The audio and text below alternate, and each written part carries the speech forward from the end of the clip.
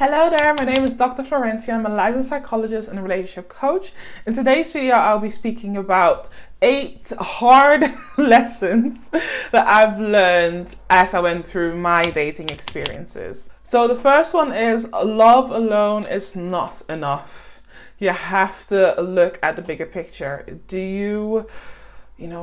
Are you aligned? Do you have life goals that are aligned to one another? If you're coming from different cultural backgrounds, do you have the capacity to find yourselves in the middle? Are some things negotiable?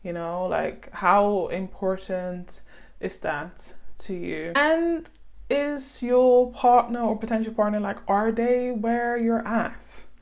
And if not, you have to consider what that would mean for you. Are you chasing potential, or are you acknowledging the reality, right? And either way, it's obviously your choice, but then later down the line, you need to be 100% confident in why you chose what you chose, essentially, in terms of a partner, or what you decided to be okay with in your partner. Because you can't say, okay, well, I am going to choose potential. I see a lot of potential in this guy. He's working on this thing, or he's working on that thing, and it's kind of falling apart, but I'm choosing to follow potential. And then 5 years down the line, maybe even 10 years down the line, you look back at the last 5 to 10 years that you've spent with this person, and they have not shifted at all, or they have not changed at all. And what you had hoped that they would, what you had hoped the person that they would become into or step into, just never realized. And then what? You can't then get upset, really. I mean, yes, of course you can, and with a therapist head, of course, feel all the feelings, and all of the feelings are valid and all of these things. But in reality, right, if you have, sometimes, especially as women, the reality may stare at us in the face, the facts might stare at us in the face, and we still choose to put up with it, still choose to be okay with it, still choose to ignore it, because you have fallen in love with the idea of the person, the false idea that you have created and idealized in your mind, rather than the real person in front of you, the reality of the person in front of you. So you have to make that distinction. 2, you can only control yourself, you cannot control others. So if he is choosing to philander, he is choosing to, do what he does in the streets, yeah, that is up to him. That is not a reflection on you. There's nothing that you can do about it. That is his choice. And that's the end of that. But you can choose to go in a different direction. You can choose to end it because that you don't deserve that. You can choose that you want better for yourself and chase after what is better for you, and leave what doesn't serve you behind. You've got that choice. You've got that choice. You don't have to put up with whatever, breadcrumbs is being served to you. You don't. You can choose to want better, but then you also have to put, some actions behind it. You have to fulfill whatever it is that you feel like you need, whatever it is that you feel serves you better. No one else will do that for you. You have to do that yourself. You have to make a conscious decision to chase after what serves you. Boundaries can be firm as well as flexible. And for this, you will need to use your discernment, because what might be appropriate for one guy that you're seeing or dating or whatever may not necessarily be appropriate for the other guy for a range of reasons, right? So you have to decipher that. You have to break that down for yourself. And sometimes we also set certain boundaries because of anxieties, because of past bad experiences, because of trauma, and that is okay. And once that person that you are seeing, they have built trust with you, they have shown that they're worthy to be trusted, that they are worthy to have a connection or a relationship with you, then you can reassess those boundaries. It doesn't have to be written in stone. And also, like, if you do set a boundary and then, later down the line, you feel like you want to change that boundary, or, you want to be more flexible with that boundary, that is okay. Like, there's no shame or guilt or lack of maybe judgment that you feel that you might have. It's just part of life. Like, boundaries can change, and that's okay. How you treat yourself is how others will treat you. I cannot stress this enough. If you choose to not look after yourself, if you choose to not treat yourself with the utmost respect and love and care, then chances are that the person that you're meeting will treat you the same way.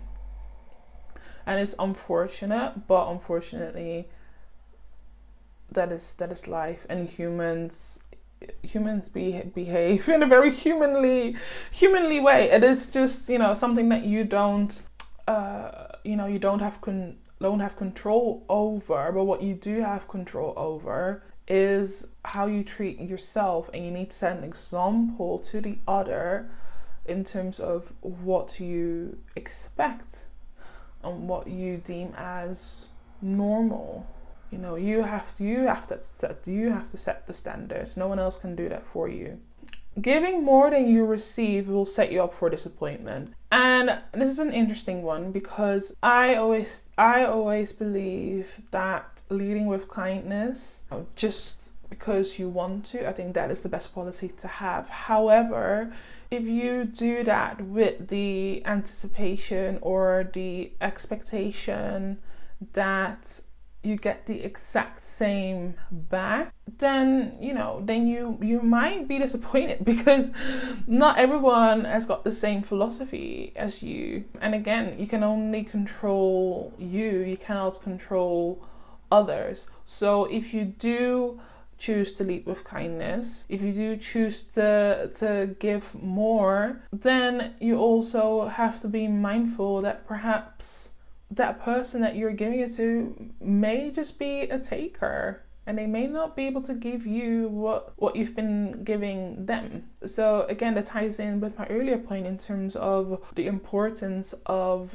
prioritizing you and you treating yourself in the way that you want to be treated, because you have to attend to your own needs first before anyone else's. You have to always put your gas mask on, or what was it called? Not gas mask. What's it called? What they use in planes, or whatever. Oxygen mask. That's the one. Gas mask. Imagine. So oxygen mask on first before someone else's. Before you help someone else. So same thing applies. Same thing applies here. And also, when you do give more than you receive, the balance is off. You want to be in a relationship where it is reciprocal. So you give and take. It goes back and forth. It's a two-way street. For my clients, I used to use the analogy of, doing a dance with someone.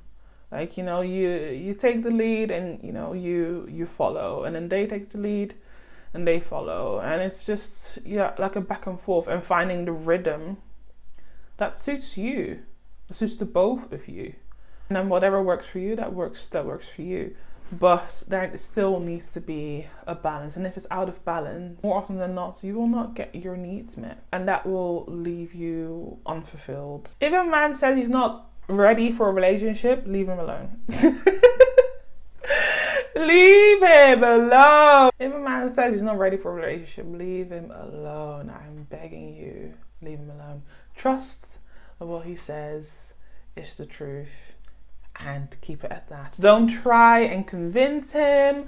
Don't try and, show him how much of a good time you are and how much patience you have. And, all of that is a waste of energy and a waste of time.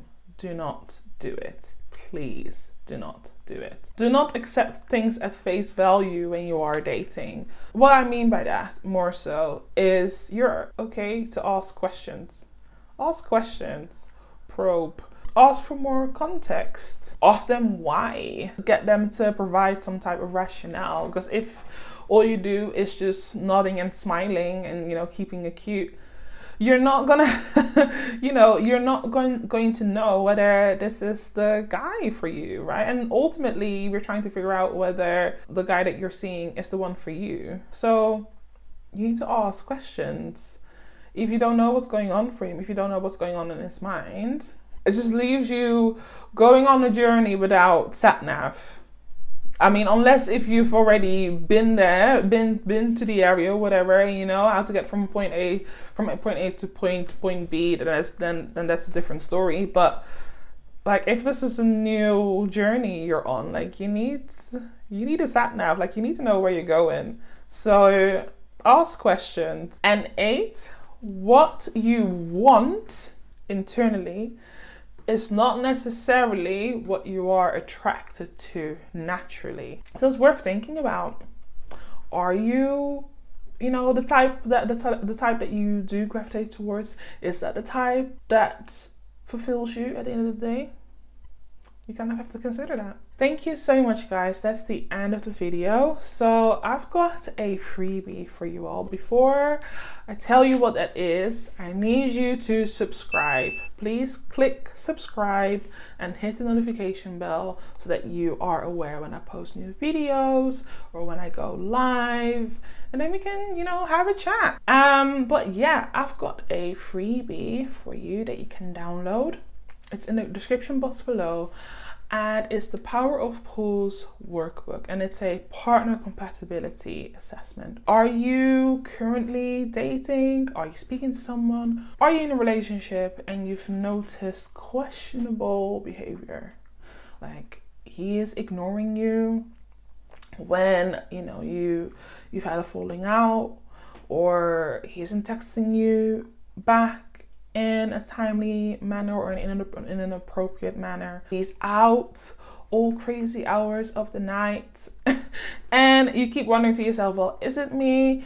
Am I being needy? Am I doing this? Am I doing that? Am I not doing enough of this? Am I not doing enough of that? I want you to stop your worries, download the workbook, and go through the steps. I will guide you through 4 steps to assess whether the kind of behavior is aligned with you or not, and what to do about it as well, because I do want you to take away some actions from it. Okay, so you go ahead and do that, and once you've done it, let me know your takeaways. Let me know, what was helpful about it, or maybe not so helpful about it, and share it with me.